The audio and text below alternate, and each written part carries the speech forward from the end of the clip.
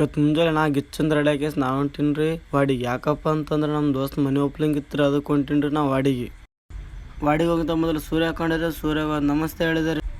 ಅಂತೂ ಇಂತೂ ನಾನಂತೂ ವಾಡಿಗೆ ಮುಟ್ಟೇ ಬಿಟ್ಟೆ ರೀ. ವಾಡಿಗೆ ಬಂದ ತಕ್ಷಣ ನಾನು ಹಚ್ತಾರೆ ನಮ್ಮ ದೋಸ್ತಗೆ ಫೋನ. ನಮ್ಮ ದೋಸ್ತ ನೋಡ್ರಿ ಹೆಂಗೆ ಬರಕತ್ತಾನ. ನಮ್ಮ ದೋಸ್ತ ಬರೋ ನೋಡಿ ನನಗಂತೂ ಮುಕ್ಳಿ ಪುಕ್ಕು ಪುಕ್ಕ ಅನ್ನಕತ್ರಿ. ಯಾಕಪ್ಪ ಅಂದ್ರೆ ಗಾಡಿ ನಡೆಸೋ ಫಸ್ಟ್ ಟೈಮ್ ಅಲ್ರಿ ಮತ್ತು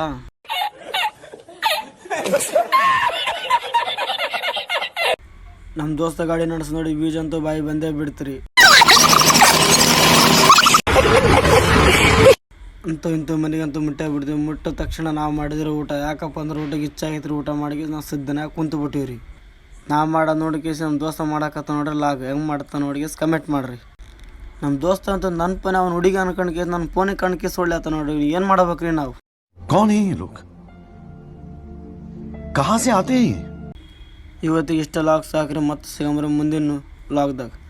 ಇಂಥ ಕಂಟೆಂಟ್ಸ್ಗಾಗಿ ಲೈಕ್ ಮಾಡಿ ಫಾಲೋ ಮಾಡಿ.